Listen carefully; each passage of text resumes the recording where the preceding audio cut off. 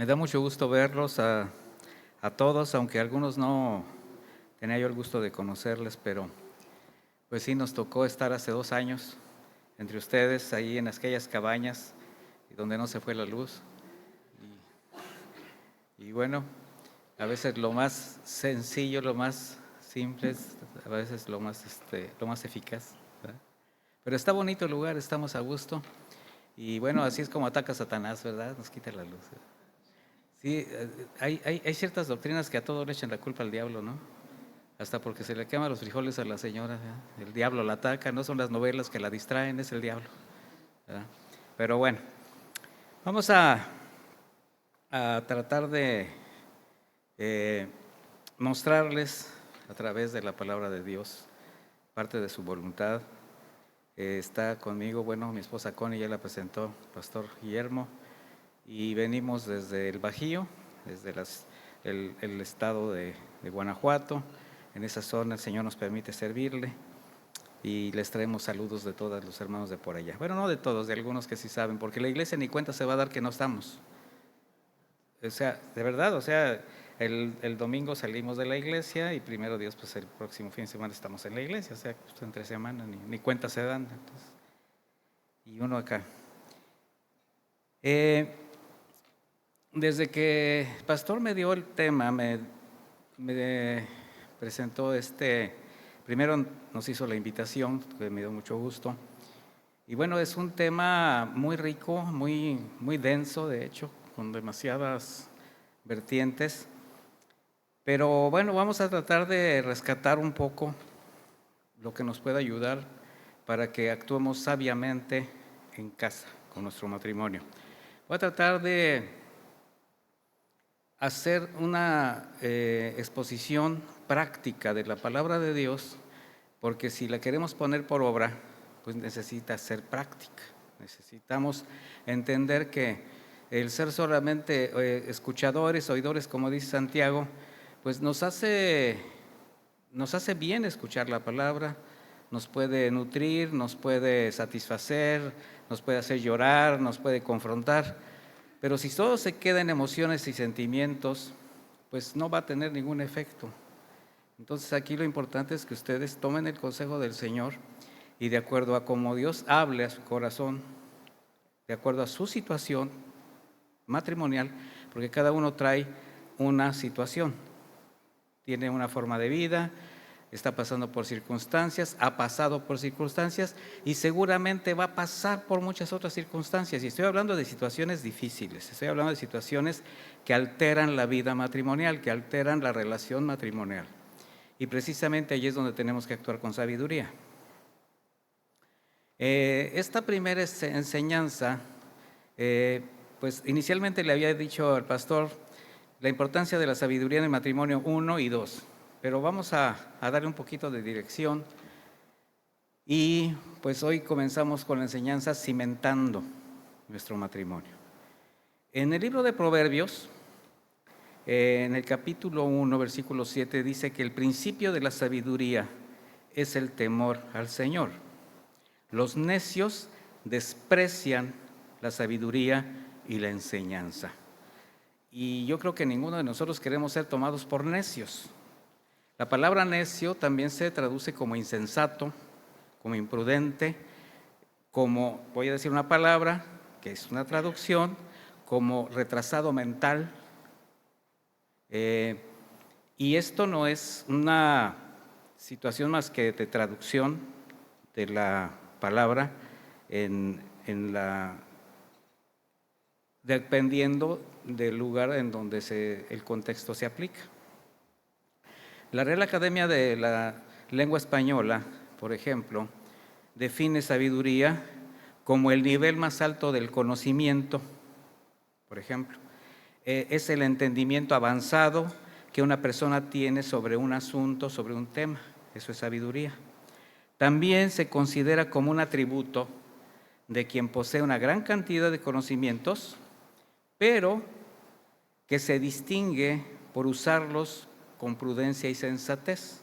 O sea, no solamente tiene los conocimientos, sino que los sabe aplicar correctamente. Por tanto, la sabiduría es una característica en quienes observan una conducta inteligente, prudente y sensata en sus actividades cotidianas, en su trabajo, en su familia, en sus decisiones de vida.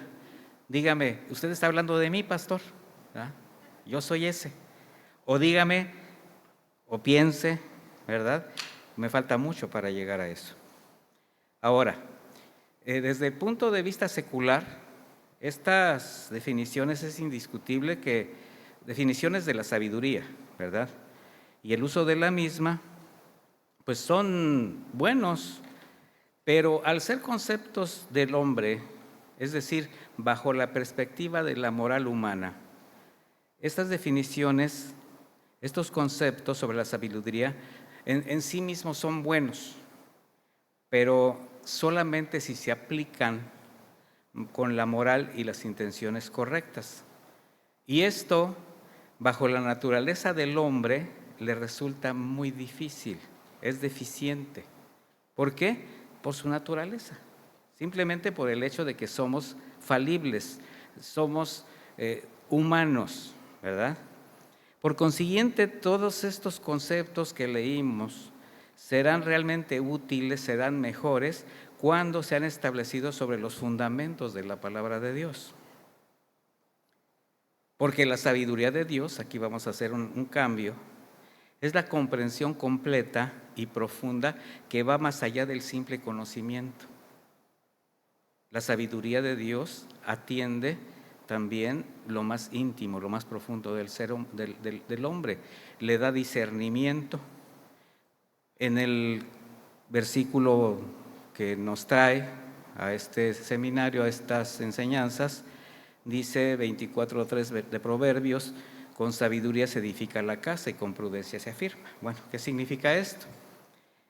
La palabra sabiduría en el Antiguo Testamento es el vocablo Hokman, que se traduce como la capacidad, habilidad y experiencia de tomar las decisiones correctas en el momento oportuno. En el griego es la palabra sofía, y esa es una cualidad desarrollada a partir de la experiencia, la observación y la reflexión. De hecho, dentro de los dones espirituales está el don de la sabiduría, ¿sí sabía eso? Y ahí así es como aplica dentro de la iglesia, ¿verdad? A partir de la observación, el discernimiento, y esto le permite a uno poder dar un consejo a tiempo, entender una situación que se presenta en la misma iglesia o en una persona, en una familia. La sabiduría de Dios, la sabiduría que viene de lo alto, nos lleva directamente a la comprensión de los atributos, de los caminos, de los principios de Dios, quien como creador de todas las cosas, Él es nuestra fuente de vida y de todo conocimiento. Ese es el primer principio. Tenemos que entender que la verdadera sabiduría va a venir de lo alto. Por eso la sabiduría leímos que es el temor del Señor. Ahora, ¿qué es el temor del Señor? El temor del Señor es un respeto reverente a Él, a su soberanía, a su santidad, a su justicia y por supuesto a su palabra. Cuando nosotros ubicamos estos conceptos en nuestro corazón, ya nuestra forma de expresión, nuestra forma de hacer evidente nuestra fe, la sabiduría que vamos consiguiendo con el estudio de la palabra, pues nos va a permitir discernir cómo vivir de acuerdo a sus preceptos, porque esa es la verdadera intención de que nosotros tengamos la sabiduría del Señor, que aprendamos a vivir bajo su voluntad y por medio de sus mandamientos. Porque finalmente, con todo lo bueno, con todo lo aceptable que se derive de la sabiduría del hombre, siempre será corrupta desde su origen. ¿Por qué? Porque simplemente va a traer las evidencias del carácter de una moral limitada, conformada al mundo. Por eso la sabiduría del hombre es egoísta, es relativista.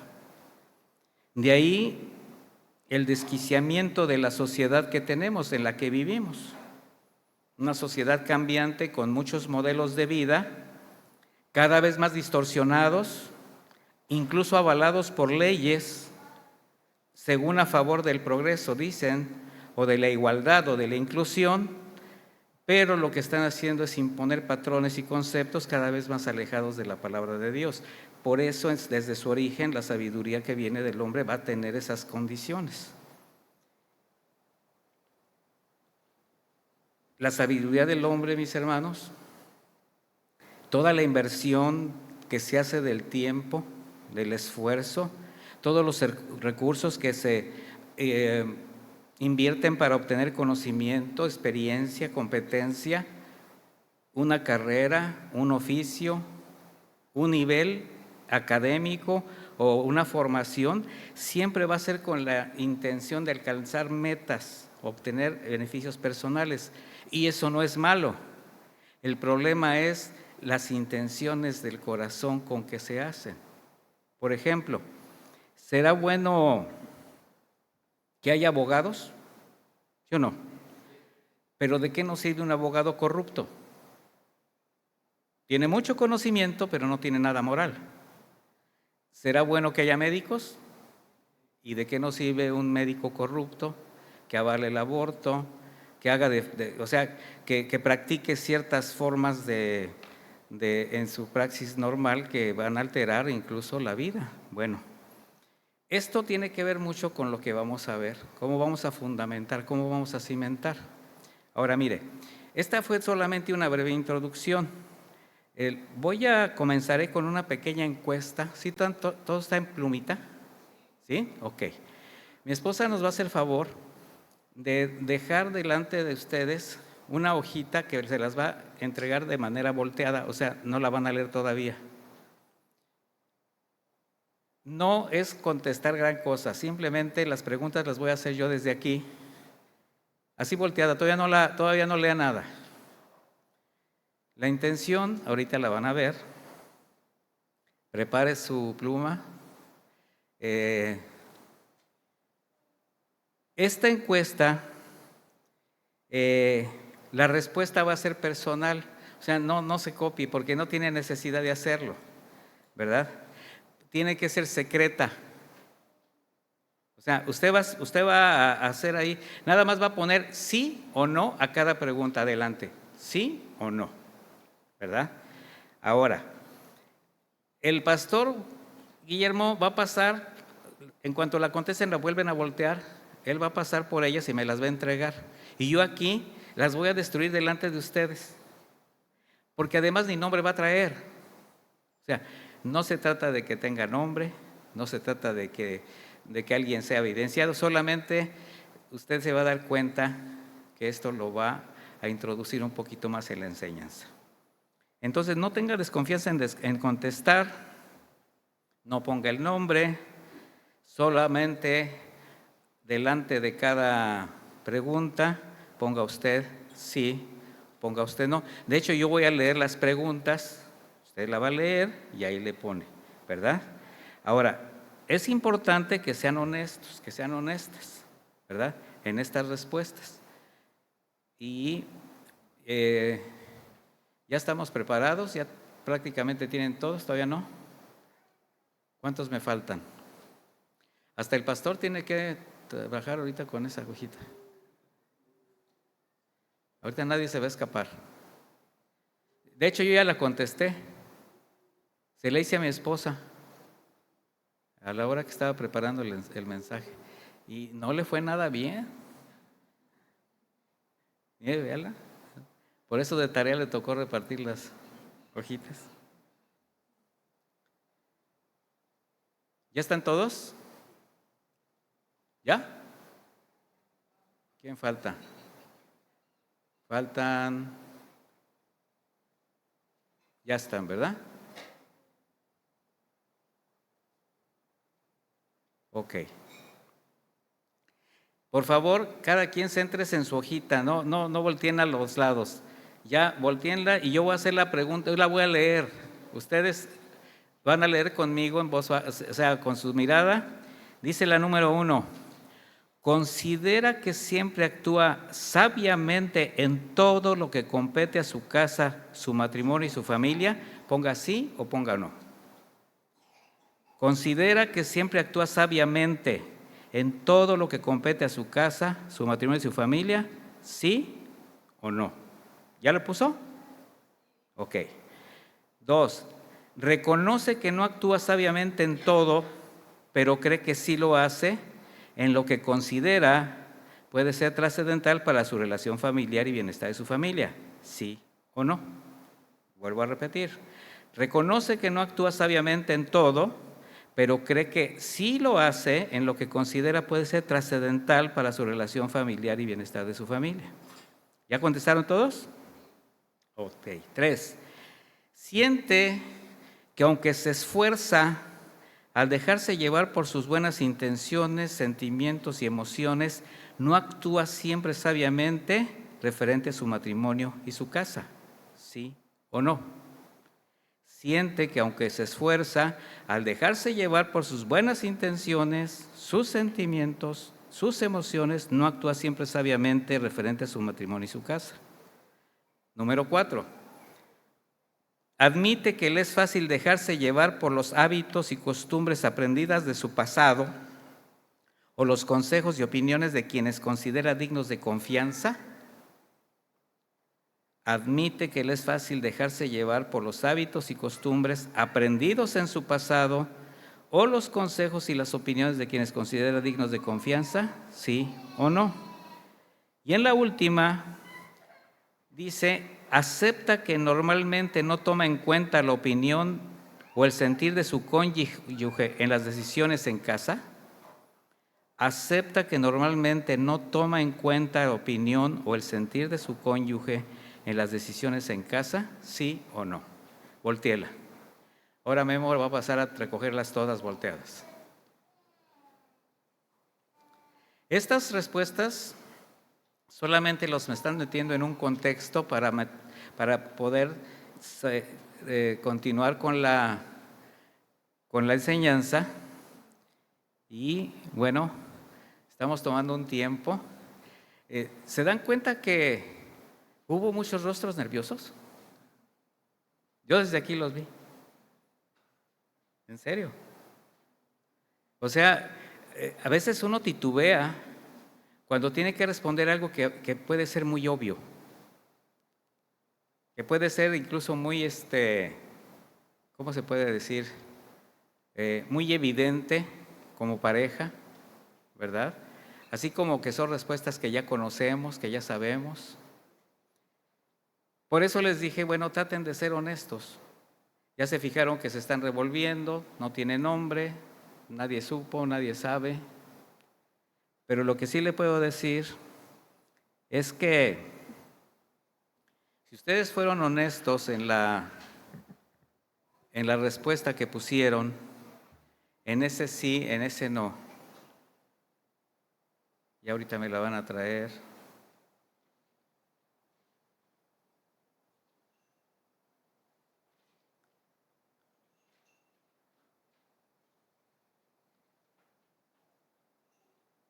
Y esto va a ser muy fácil.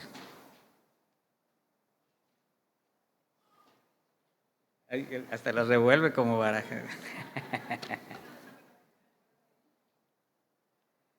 Solamente yo sé.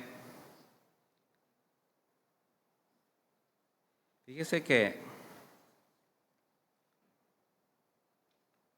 el sí es muy, es más común.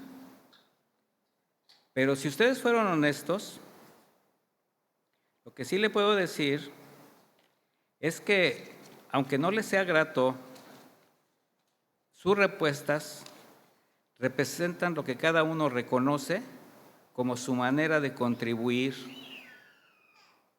Mire, lo que usted respondió representa lo que usted reconoce como su manera de contribuir, de apoyar y de actuar en la decisión o en la edificación de su casa. O sea, con eso que usted responde. Ahora, ¿por qué la mayor parte de las respuestas apuntaron a que somos un poco egoístas? A que más bien hacemos las cosas de acuerdo a lo que nos conviene. Bueno, porque aún siendo creyentes, con lo que representa nuestra nueva vida en Cristo, de que somos guiados por el Espíritu Santo. ¿Sí sabía que usted, al ser hijo de Dios, es guiado por el Espíritu Santo? Bueno, ahora, ¿usted cree que en esas respuestas el Espíritu Santo realmente está haciendo evidente su verdadera voluntad en ustedes?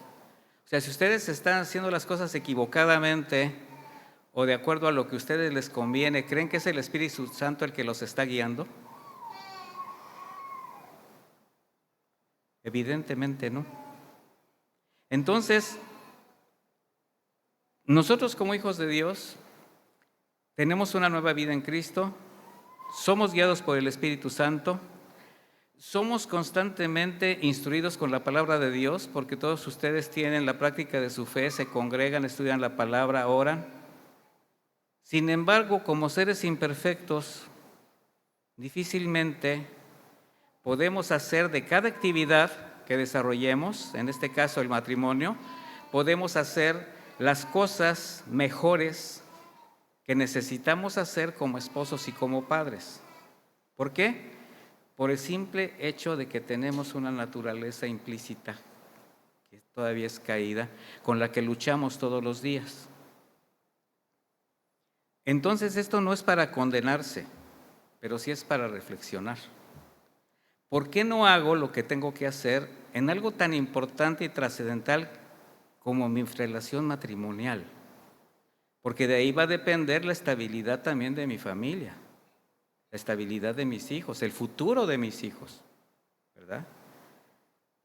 Bueno, el apóstol Pablo, tomando como ejemplo su propia experiencia como persona, como ser humano, dijo, porque lo que quiero hacer no hago, más hago lo que no quiero, lo que no deseo, eso hago. O sea, él estaba totalmente convencido que su naturaleza no le ayudaba. En mí está el hacer el bien, pero el bien que quiero hacer no puedo porque hay algo que me lo evita. ¿Y qué era? Su naturaleza. Bueno, esa lucha que tenemos todos los días con nuestra naturaleza se llama carne, naturaleza caída. Y ahí es donde la importancia de la sabiduría, pues en nuestro matrimonio, tiene que estar presente en cada uno de los cónyuges. Pero necesariamente la sabiduría de Dios. Tenemos que hacer de lado nuestros conceptos personales, nuestras intenciones, nuestras emociones, nuestro pasado.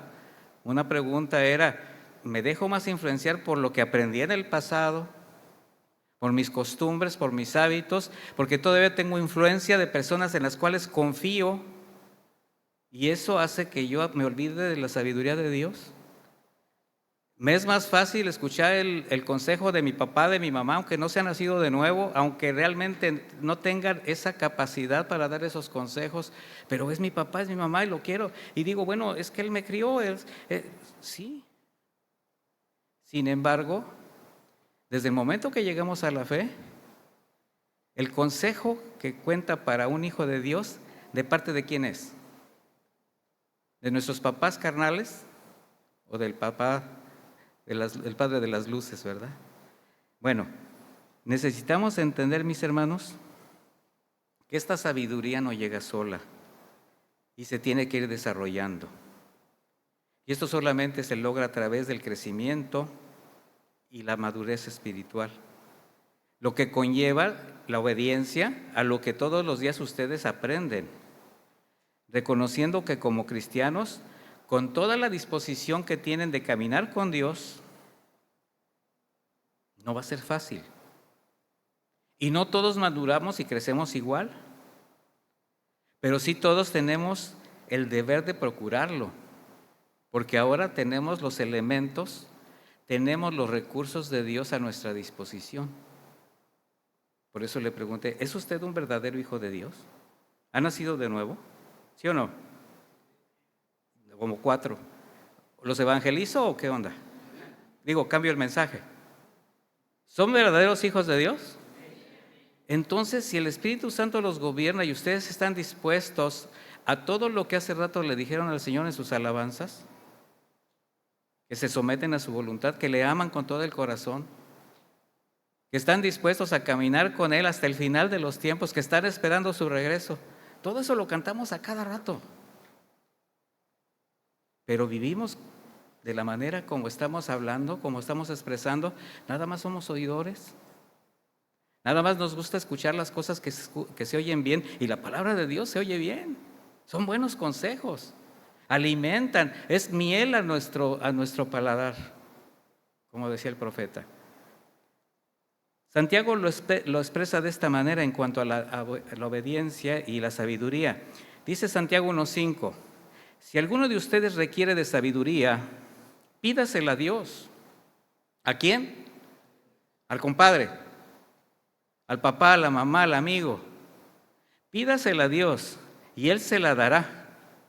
Pues Dios se la da a todos en abundancia y sin hacer ningún reproche, sin escatimar. Estoy leyendo la versión de Reina Valera contemporánea. Dice, pero tiene que pedir con fe y sin dudar en nada, porque el que duda es como las olas del mar, que el viento agita y las lleva de un lado a otro. Quien así sea, no piense que recibirá del Señor cosa alguna, pues el hombre de doble ánimo es inconstante en todo lo que hace. Está hablando de personas, pero lo más importante es que está hablándole a cristianos. Esta carta está dirigida a cristianos y le está mostrando las deficiencias de su naturaleza. Lo voy a leer en la versión de Nueva Traducción Viviente para que vean cómo esta traducción es un poquito más sencilla y se entiende de otra manera. Dice, si necesitan sabiduría, pídanse a nuestro generoso Dios y Él se las dará. No los reprenderá por pedirla cuando se la pidan. Dice, pero asegúrense que su fe sea solamente en Dios y no duden, porque una persona que duda tiene la lealtad dividida y es tan inestable como una ola de mar que el viento arrastra y empuja de un lado a otro. Estas personas no deberían de esperar nada del Señor. Su lealtad está dividida entre Dios y el mundo y son inestables en todo lo que hacen. Más claro ni el café aguado que nos dan aquí. ¿Sí o no?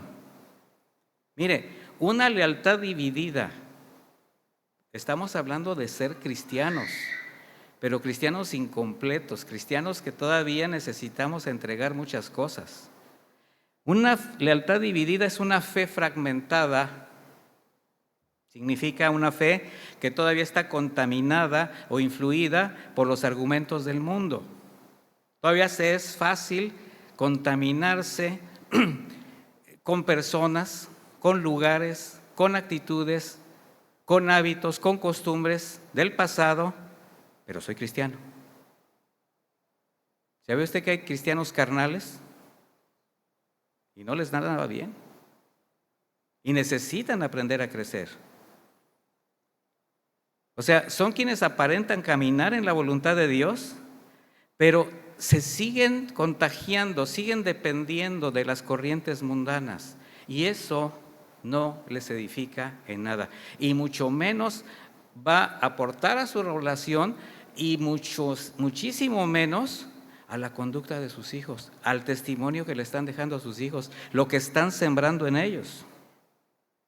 Una fe dividida es una fe inestable, es una fe débil.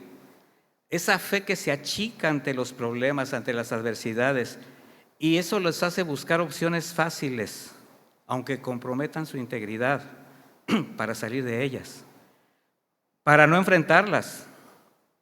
Y dice Santiago, y quien piense así, no espere una respuesta de parte de Dios. ¿Por qué? Porque tiene una fe dividida. Se acerca a Dios, clama a Dios, pero a la hora de la verdad está buscando opciones. ¿Sí conocen el dicho mexicano que dice que tienen una vela prendida por si, o sea, dos prendidas por si una se le apaga y está la otra? Hay cristianos que todavía en la mañana se persignan, por decirlo de alguna manera. Mire, ¿cuántos independientemente, traten de que los niños estén quietos, por favor, porque se están distrayendo. Yo no me distraigo, pero ustedes sí. ¿Cuántos, independientemente de lo que contestaron en esta pequeña encuesta, consideran que requieren urgentemente de la sabiduría de Dios? Independientemente de lo que contestaron, ¿verdad? ¿Para qué? Para contribuir en su matrimonio, para edificar su casa. Entonces solo pídasela, pero con la fe que Dios demanda, la fe que dice que usted profesa, la fe que sabe que le sostiene, la fe que es conforme a la voluntad de Dios. ¿Y sabe qué? El Señor se la va a conceder, no le va a escatimar nada. Mire, ¿tienen idea de cuántas obras de ingeniería y edificaciones arquitectónicas que fueron construidas hace miles de años aún siguen de pie? Incluso siguen siendo utilizadas en la actualidad. Y estoy hablando de edificaciones milenarias. ¿Cuántas construcciones monumentales permanecen firmes, funcionales, a pesar de los embates de la naturaleza, de los embates del mismo hombre? ¿Se podrían imaginar cuál será la causa para que estas grandes obras y edificaciones permanezcan por tanto tiempo? La respuesta es porque fueron diseñadas sabiamente por buenos arquitectos, fueron construidas con sabiduría por buenos obreros, usando con inteligencia buenos materiales, pero sobre todo porque tuvieron la sabiduría de cimentar sobre un buen terreno, un buen fundamento. Por eso no han caído, por eso han permanecido. Quienes construyeron estas grandes edificaciones, estas obras, y han permanecido incluso por cientos, miles de años, lo hicieron primero reconociendo el lugar más seguro para edificar. De ahí el diseño correcto. No sé si aquí habrá alguien que se dedique a la construcción, un ingeniero, un arquitecto, un maestro de obras, un albañil. ¿Saben de lo que estoy hablando? Reconocer el lugar más seguro para edificar, o quién ha construido su propia casa, ¿verdad? De ahí el diseño correcto, mis hermanos. Elegir los mejores materiales y la mano de obra calificada. De ahí el versículo que ya cuando comenzó la sesión de alabanza, nuestro querido Andrés, yo dije, pues ya predicó, ya para qué vengo. Cualquiera pues que me oye estas palabras y las hace. ¿Cuáles palabras? Si usted se da cuenta, esta es prácticamente la conclusión de lo que conocemos como Sermón de la Montaña. 3 capítulos completos del Evangelio de Mateo, 5, 6 y 7. A este sermón se le denomina la carta magna de Jesucristo, porque abarca todos los temas prácticamente para una vida cristiana conforme a la voluntad de Dios. Si ha leído estos capítulos de manera completa, yo le sugiero que los lea con mucho detenimiento, con mucha paciencia, con mucho discernimiento, porque es oro puro. Bueno, cualquiera pues que me oye estas palabras y las hace, le compararé a un hombre prudente que edificó su casa sobre la roca. Bueno, ahí me voy a quedar ahorita, porque edificó su casa sobre la roca. Quienes saben de construcción también saben que un cimiento se debe construir sobre una masa sólida, suficientemente fuerte para afirmar cimientos.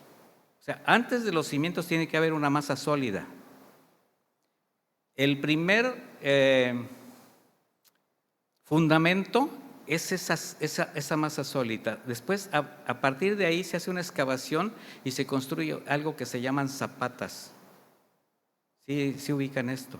Bueno, esas zapatas están construidas por piedras que se van amalgamando con mezcla, pero que van a formar literalmente la figura de la edificación, la base de la edificación. Espiritualmente vamos a ver lo que representa. Quiero hacer una analogía. Porque esta zapata construida de piedras va a soportar todo lo que después se pretende edificar encima. Primero es el fundamento, luego un cimiento y de ahí para arriba. Edificar sobre la roca se traduce como cavar hondo hasta encontrar la roca. Esta misma traducción se toma de la palabra escudriñar. Cuando el Señor les dijo a los fariseos, escudriñen las Escrituras porque ellas hablan de mí. O sea, caben hondo hasta encontrar la roca. Porque cuando ustedes caben hondo en las Escrituras y el consejo de Dios, ¿a quién van a encontrar? A Jesús. Bueno, y esto nos lleva al fundamento de nuestra fe. Fíjense a dónde los estoy llevando. En Mateo 16, del 13 al 16 precisamente, hay ahí.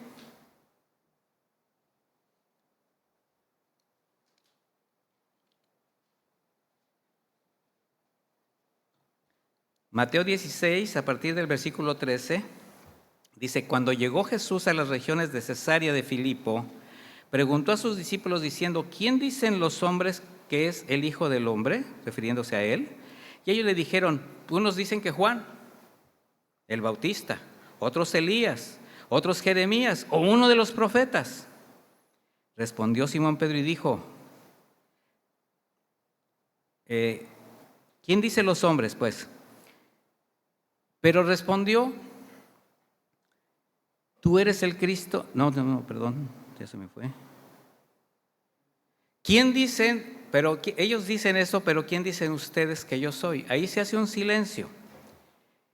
Y entonces Pedro dice, tú eres el Cristo, el Hijo del Dios viviente. Entonces Jesús respondió y le dijo, bienaventurado eres, Simón, hijo de Jonás. Ahí no le menciona todavía quién es Pedro. Primero lo ubica en quién, en Simón, hijo de Jonás. ¿En qué lo está ubicando? En su verdadera personalidad. ¿Quién era Simón, el hijo de Jonás? Un pescador. Cualquier persona, ¿verdad? Porque no te lo reveló carne ni sangre, sino mi Padre que está en los cielos. Ahora, mas yo también te digo que tú eres Pedro. Aquí usa una palabra cuyo vocablo es Petros o Petra, y eso significa una piedrecilla. Tú eres Petros. Eres una piedra y sobre esta roca, o sea, sobre la declaración de que yo soy el Cristo, el Hijo del Dios viviente, ¿qué hizo? Edificaré mi iglesia. Bueno, ¿quién es la roca? Jesús. ¿Quiénes son las piedras? Nosotros. ¿Sí se dan cuenta de lo que hace rato hablaba yo con un fundamento y un cimiento? Bueno, por esa causa, o sea, yo me detuve en el versículo 7, 24, sobre esta roca edificaré, dice, por esta causa, dice Jesús, en el versículo 25, descendió lluvia, vinieron ríos, soplaron vientos, golpearon contra aquella casa y no cayó porque estaba fundada sobre la roca. Pero para poder llegar a este punto de que esa casa no se caiga, necesitamos entender el fundamento donde estamos nosotros edificando. Sí, todos decimos, ¿quién es la roca? Es Cristo, pero tenemos que ver cómo es una construcción. En el fundamento que es Cristo, empezamos a ser construidos nosotros, como en este caso el nacimiento de la iglesia, como piedras, y ahí empezó a elevarse la construcción que ahora conocemos como iglesia. Y llamaré prudente, o sea, llamaré prudente al que edifique de esa manera. ¿Qué es la palabra prudente del griego phronesis? Tener entendimiento cuando piensa. Es discernir. También se traduce como cordura, como sensatez. Si ustedes se dan cuenta, va de la mano a las preguntas que estaban en la encuesta. ¿Cómo decide usted cuando toma una determinación? ¿Qué es lo que motiva? ¿Qué intenciones son las que están detrás de una decisión? Si se la comenta a su pareja, si son uno para hacer un acuerdo, si todavía está amalgamado con las cosas del mundo, si todavía depende de las cosas que antes hacía o cómo las hacía, o está edificando realmente sobre la roca. La prudencia es la aplicación inteligente y práctica en el manejo, la planificación, la conducción de asuntos en diversas situaciones bajo las circunstancias que se presenten. Esa es la prudencia. De manera que si la sabiduría es la verdadera percepción de la naturaleza de las cosas, la prudencia es la capacidad de discernir qué decisiones o qué acciones se deben aplicar para resolverlas y obtener el mejor resultado. O sea, Sofía, la sabiduría, es teórica, pero fronesis, prudencia, es práctica. Lo que usted conoce lo tiene que aplicar ¿cómo? Con prudencia, con entendimiento. Entonces, ¿ya tiene el conocimiento de la palabra de Dios? ¿Sí o no? ¿Cómo lo tiene que aplicar? Con entendimiento. A eso se le llama sensatez. Cada vez que se presenta un fenómeno meteorológico, es más frecuente que haya un alto grado de destrucción, con pérdidas millonarias. Lo más terrible, con pérdida de vidas. Ustedes saben a lo que nos referimos. ¿Y sabe qué? Se ha comprobado que la mayor causa de estas pérdidas no es tanto porque las edificaciones hayan sido mal construidas, sino porque se construyeron en lugares equivocados, en los lugares donde no deberían de estar. ¿Sí se han dado cuenta que en este año que ha llovido tanto en todo el país, una gran cantidad de viviendas se han destruido totalmente porque los cauces de los ríos tomaron su cauce natural y la gente edificó donde no tenía que haber edificado? Entonces, los culpables de tanta destrucción, pues no son la lluvia, no es el mar, no es un tsunami, no es un tornado, no es un terremoto. ¿Por qué? Porque esas son manifestaciones naturales que no se pueden controlar. Pero ¿quién es el verdadero culpable? El que construye irresponsablemente, ya sea por exceso de codicia o por ausencia de sabiduría. Se construye donde no se debe. Mateo 7:26, ahora sí nos metemos ahí. Cualquiera que me oye estas palabras y no las hace, le compararé a un hombre insensato, que edificó su casa sobre la arena y descendió la lluvia, vinieron los ríos, soplaron los vientos, dieron con ímpetu contra aquella casa y cayó, y grande fue su ruina. Insensato es totalmente lo contrario a prudente. Se traduce como sin razón, carencia de integridad mental, carencia de sobriedad, un hábito mental desenfrenado es otra traducción, carencia de la percepción de las cosas. Insensato también se traduce como desvarío. Bueno, uniendo estos dos conceptos, cualquiera que oye estas palabras, ¿cuáles palabras? Las palabras de vida eterna, las instrucciones de Jesucristo. ¿Usted las está escuchando constantemente? ¿Sí o no? No quieren contestar porque ya saben para dónde voy. Dicen, ya nos puso aquí una trampa. No, no es trampa, pero es el cerco que el Señor nos pone. Si te estoy dando todos los elementos, todos los recursos, si estoy contigo y soy fiel y te he dado mi palabra de estar contigo hasta el final de los días, ¿por qué causa haces las cosas con imprudencia que atentan contra tu propia vida, la vida de tu familia, la vida de tu matrimonio? ¿Sí se entiende? Y no es regaño, estoy dando consejos. Mire, cualquiera que las pone por obra, que camine conforme a la voluntad de Dios, bueno, será llamado prudente, sensato, cuerdo, sabio, juicioso. ¿Cómo quiere ser llamado por el Señor? ¿Insensato o sabio? entonces actúe como tal. Y si le falta sabiduría, ¿qué tiene que hacer? Pedírsela a Dios. ¿Dónde está la sabiduría? En su palabra. Porque quien las escucha y las menosprecia, pues va a ser llamado insensato, negligente, porque en esa decisión le va la vida. Su casa cayó, quedó en ruinas. La pregunta es, ¿cómo estoy edificando? ¿Cómo estoy construyendo? ¿A dónde estoy llevando a mi familia con mis decisiones? Por eso la pequeña encuesta.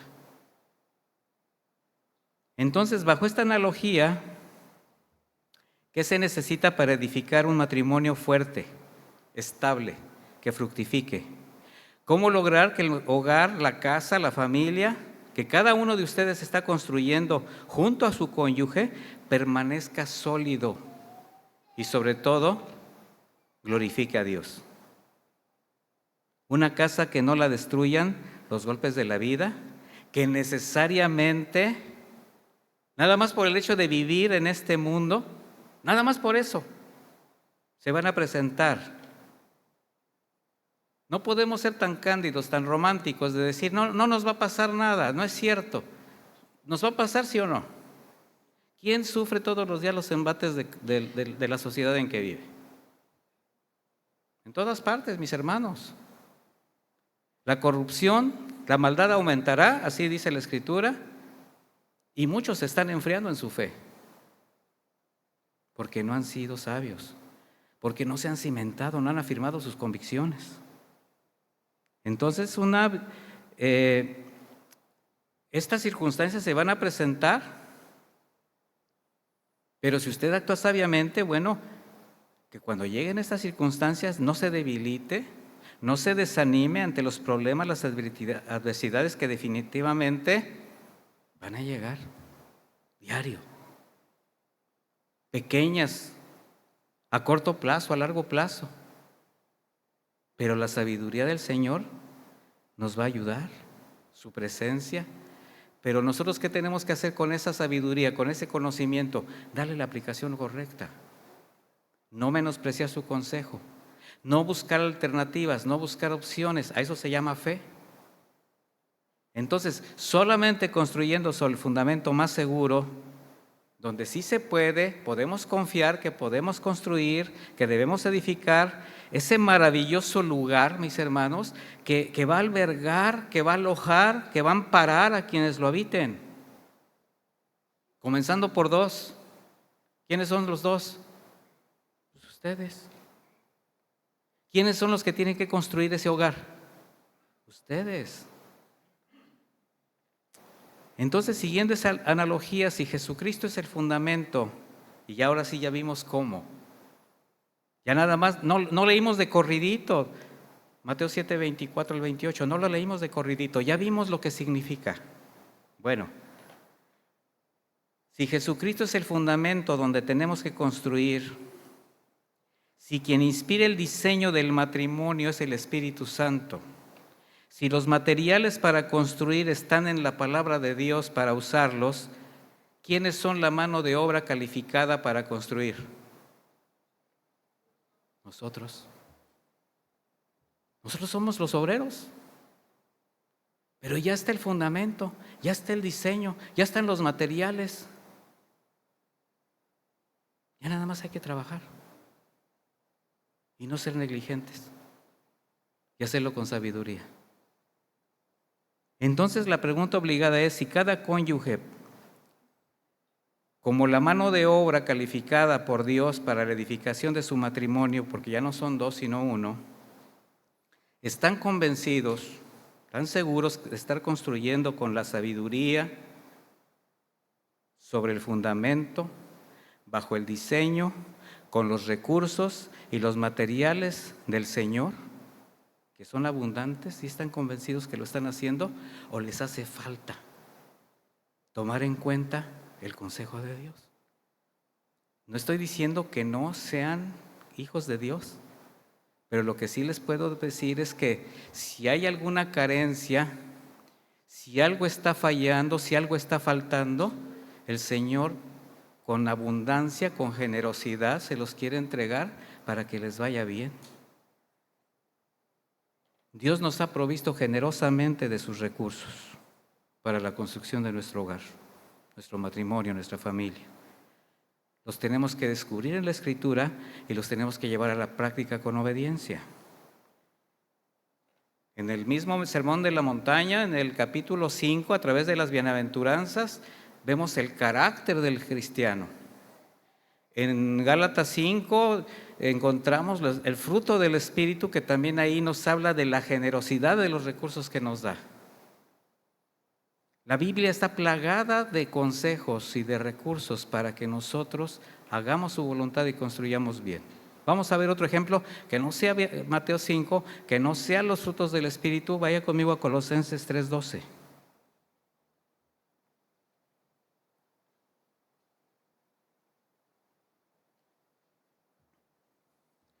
¿Sienten como que los estoy reprendiendo?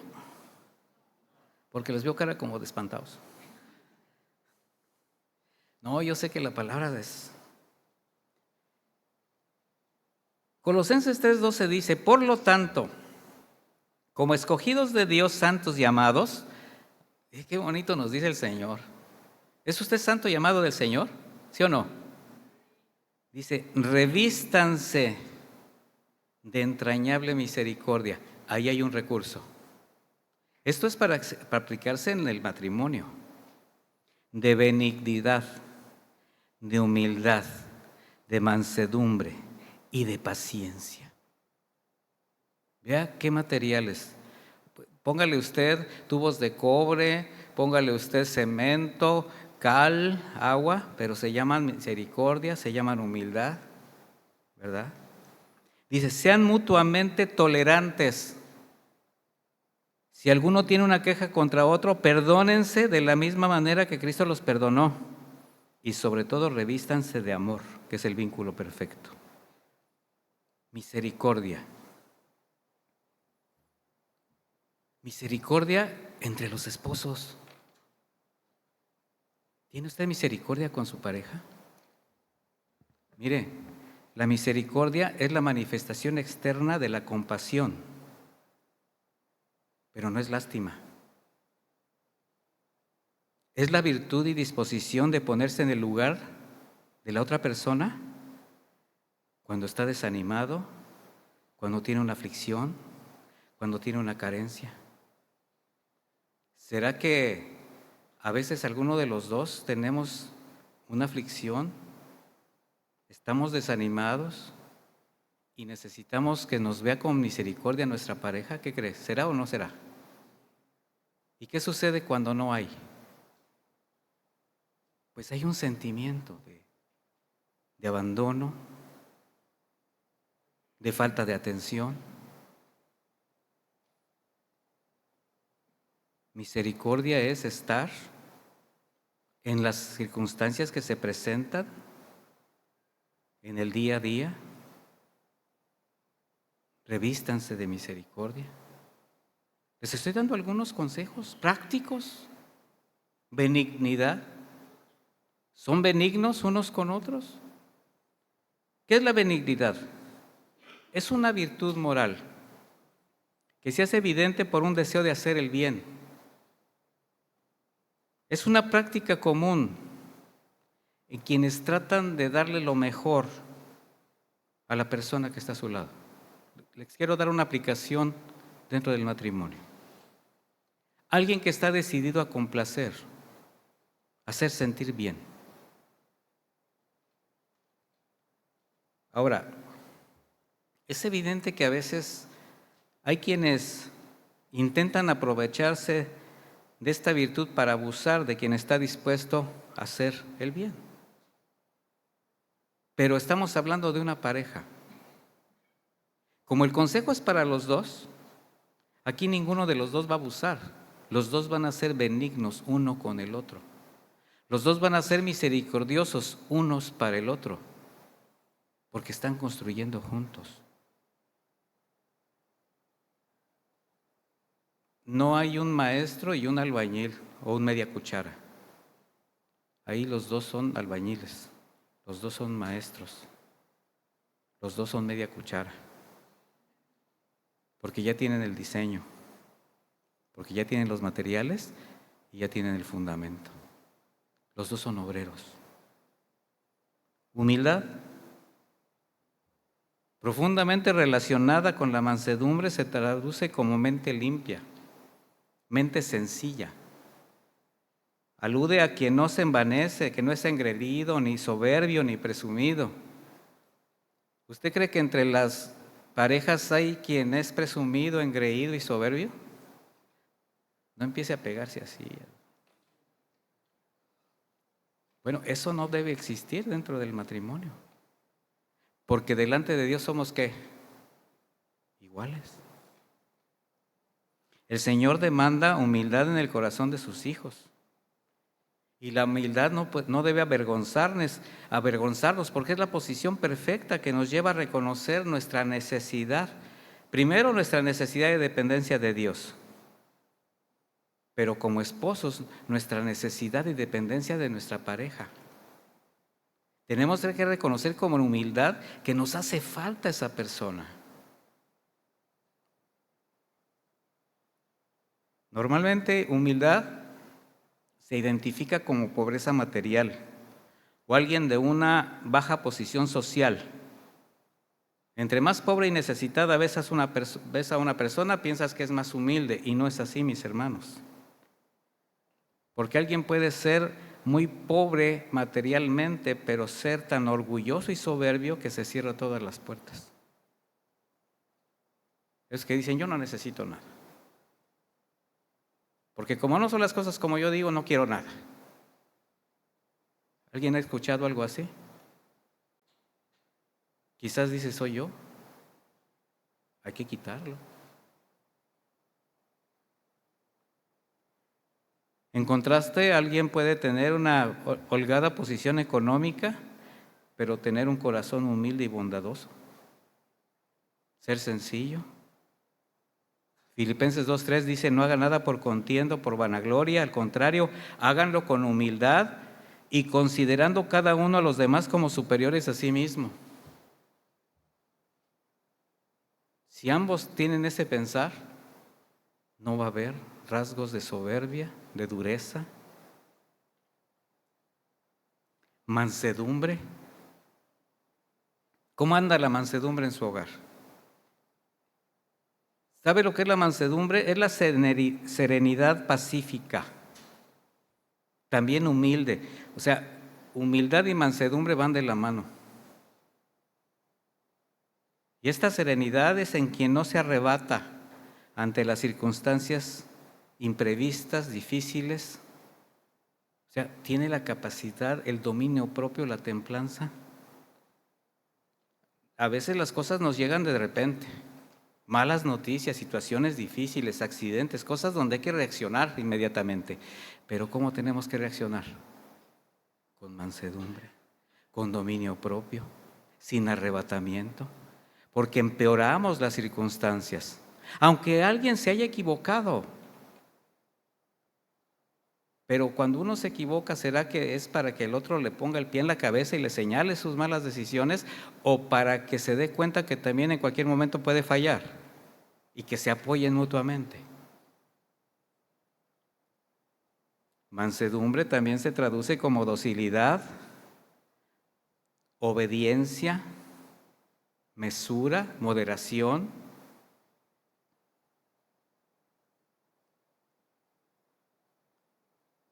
La mansedumbre primeramente es evidente delante de Dios, mis hermanos, porque eso es lo que nos permite aceptar su trato, entender que lo que Él está permitiendo tiene un propósito. ¿Sí sabía usted que todo lo que le sucede o no le sucede es porque Dios lo permite o no lo permite? Entonces, si usted sabe que Él es el que lo permite, ¿por qué se arrebata o pierde el dominio propio o se va en contra de su pareja cuando sucede alguna circunstancia, si Dios lo está permitiendo? Cuando eso sucede, mis hermanos, es porque Dios está tratando con la pareja. Está tratando con el que quizás cayó en un error y está tratando con el otro para mostrarle su carácter. sin mansedumbre, sin humildad. Es muy común pensar que cuando alguien es manso es porque no se puede defender, pero es todo lo contrario. La mansedumbre implica mucho valor, mis hermanos. El Señor nos mostró que la mansedumbre no implica debilidad, sino un acto voluntario de humildad. Mire, nuestro Señor, teniendo los infinitos recursos celestiales, jamás los usó. Antes, al contrario. Él cayó, dejó su causa en quien juzga justamente, ¿verdad? Entonces, ¿qué nos enseñó el Señor? Que no es manso quien baja la guardia, inclina la cabeza y cede ante las agresiones, sino que quien tiene, aunque tenga la razón, aunque tenga la autoridad, decide dejar todo en manos de Dios y no actúa de manera soberbia, intolerante hacia la persona que está a su lado, mucho menos siendo su esposo o su esposa. Dice Proverbios 15:1, la suave respuesta quita la ira, pero la palabra áspera aumentará el furor. La lengua de los sabios embellece el conocimiento, pero la boca de los necios expresa insensatez. Por eso el Señor expresó a sus discípulos en Mateo 11:28, vengan a mí todos los que están fatigados y cargados, que yo los haré descansar.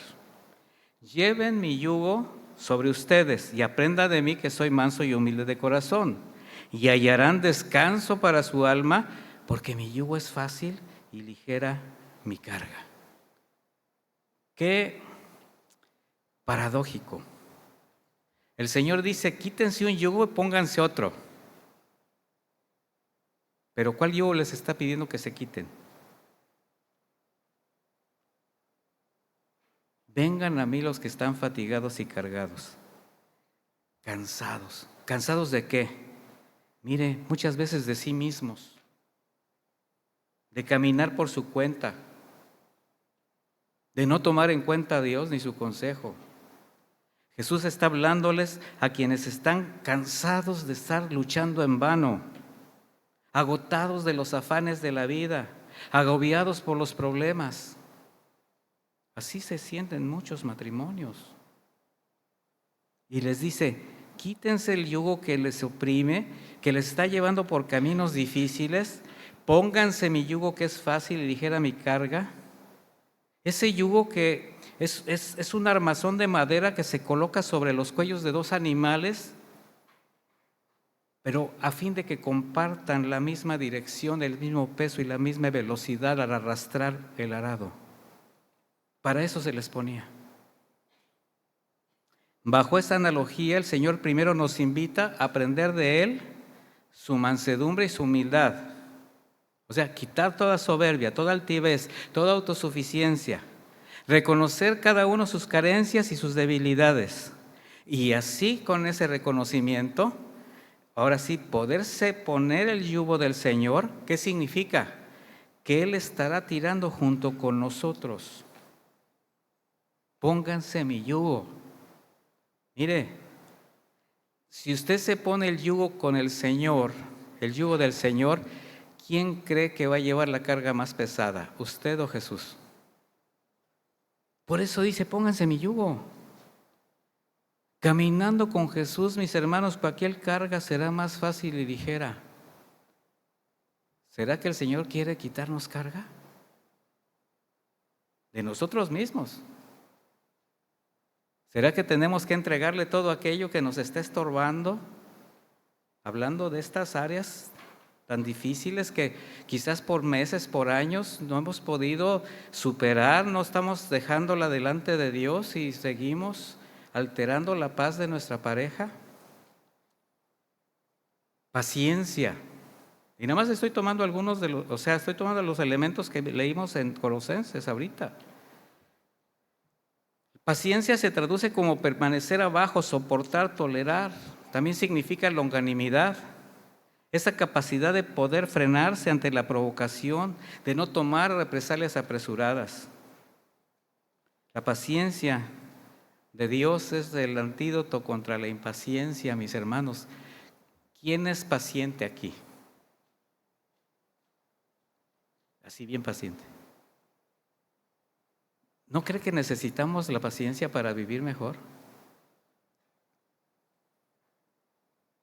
¿Por qué eres tan impaciente? ¿A quién le dices impaciente? ¿Ah? Así de fácil.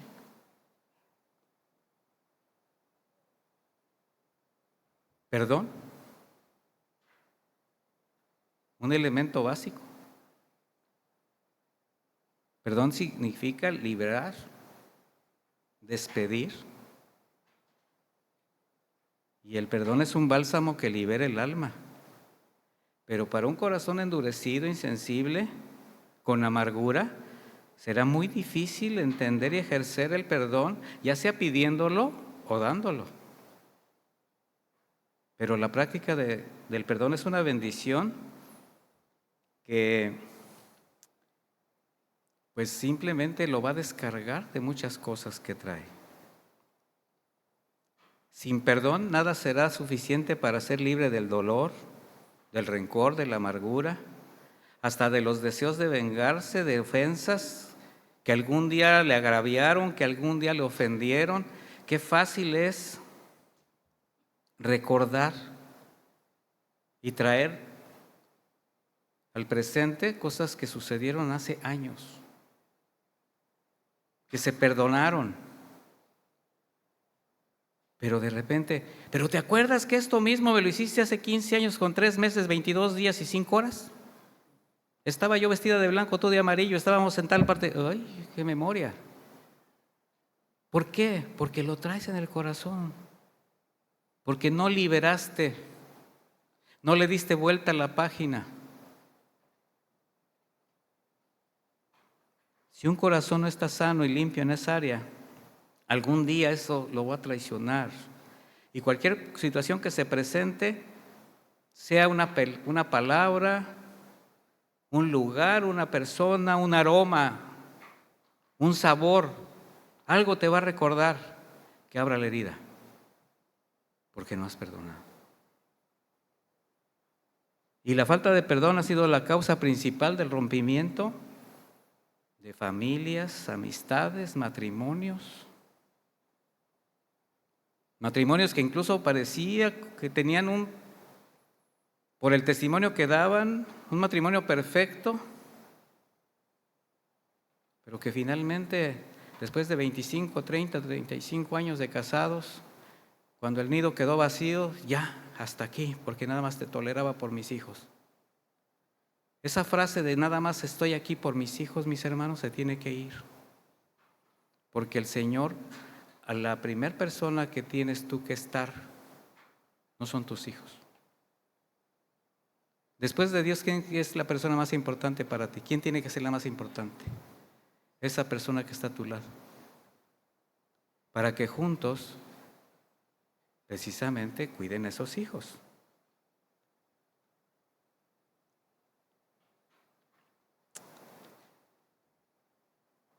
Voy a terminar, porque ya creo que ya me pasé. Amor. Mañana damos otra pasadita. Pero el matrimonio, mis hermanos, es la única sociedad donde el amor involucra todo el ser, espíritu, alma y cuerpo. En cada vivencia, buena o mala, debe nacer evidente esa convicción de querer permanecer unidos hasta que la muerte los separe, o la segunda venida del Señor, ¿verdad? Entonces, en el matrimonio los esposos deben involucrar todo su ser para amarse libremente, sin límites, compartiendo momentos de felicidad, de plenitud, de gozo, nada más por el hecho de tenerse uno al otro, por la familia que Dios les ha dado, por los planes que aún les quedan por alcanzar, por haber compartido momentos de tristeza, de dolor, de angustia, por también contar con esa persona cuando las situaciones se han tornado difíciles. por haber compartido esos momentos de gozo, de felicidad, como ahora? ¿Será que van a recordar este viaje, esta estancia, estos 2 o 3 días que tienen que aprovechar bien? Están muy caras las habitaciones. Nada más no se vayan a tomar la cerveza que está ahí en los... Ya vi que ahí tienen una dotación, pero ahí el Señor va a probar su obediencia también. Pero miren, mis hermanos, recursos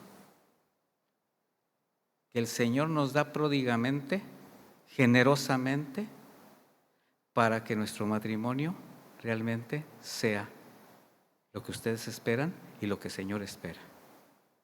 Termino con Santiago 3:13, que dice: ¿quién es sabio y entendido entre ustedes? Es una pregunta. Dice: que demuestre por su buena conducta sus obras en la mansedumbre de la sabiduría. Pero si su corazón de ustedes tienen amargos celos y contiendas, no se jacten ni mientan contra la verdad. Esa no es la sabiduría que desciende de lo alto, sino que es terrenal, animal y diabólica. Porque donde hay celos y contiendas, ahí hay desorden y toda práctica perversa.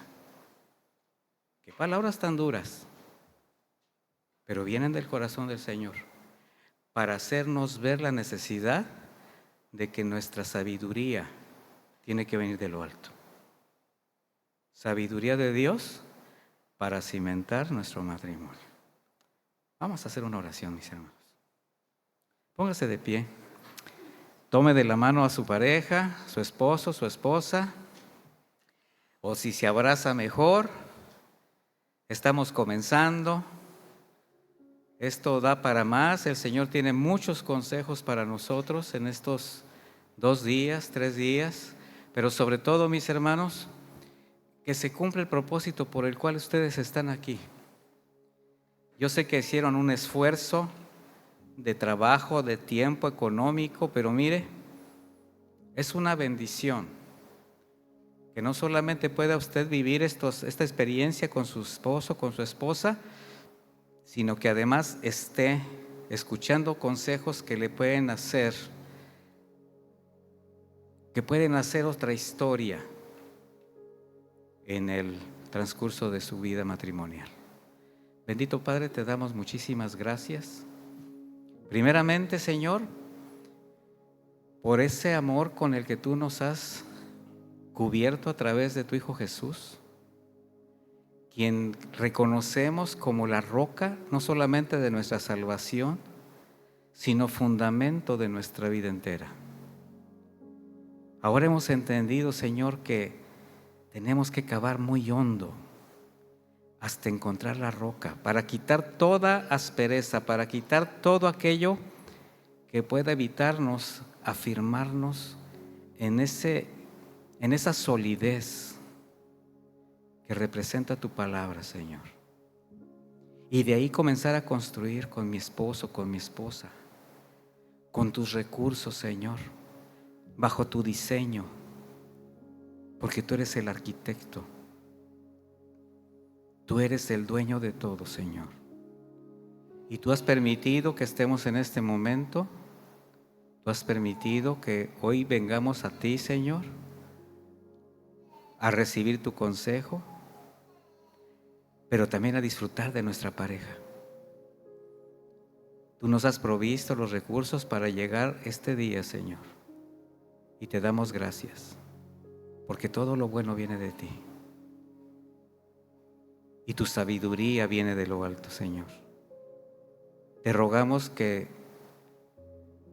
participes de tu sabiduría, de tu consejo, de tu discernimiento a cada uno de los que estamos en este momento, Señor. Dales a mis hermanos convicciones firmes que les permitan hacer de su matrimonio un lugar cada día mejor. Ese lugar que va a albergar a la familia que están formando, o a la familia que ya tienen y que se gozan de poder regresar a casa, de ver padres sólidos que se siguen amando a pesar de los años, a pesar de las circunstancias, por la convicción de saberse el uno para el otro hasta que la muerte los separe. Y eso es lo que esperamos todos, Señor, estar juntos hasta que tú nos los permitas, pero que sea bajo tu consejo, que sea bajo tu cuidado, que sea sobre la roca. Muchísimas gracias. En el bendito nombre de Jesús, tu Hijo amado. Bendice a cada matrimonio, Señor. Bendícelos mucho, Padre eterno. Guárdalos de todo mal. Provee su canasta, provee su negocio, provee su trabajo. Dale salud, dale entendimiento. Gracias, Señor. Te amamos, Padre. En el nombre de Jesús. Amén. Que Dios me los bendiga, mis hermanos. Fuertemente los bendiga.